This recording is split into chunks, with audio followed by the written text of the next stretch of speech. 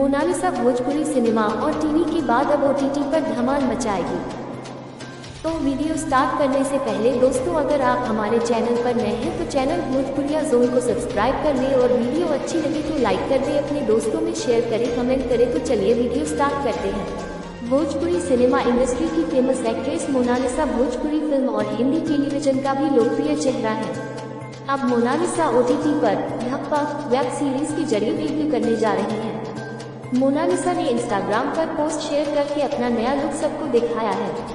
Pink colour की साड़ी में हमेशा की तरह बेहद खूबसूरत दिखाई दे रही है।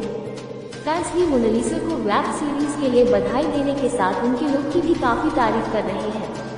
धप्पा वेब सीरीज 24 मई को हंगामा प्ले पर रिलीज हो चुकी है। इस वेब सीरीज में मोनालिसा के साथ जय भानुशाली भी नजर आएंगे। धप्पा वेब सीरीज अलावा मोनालिसा रात्रि की यात्री 2 सीरीज में भी नजर आएंगे।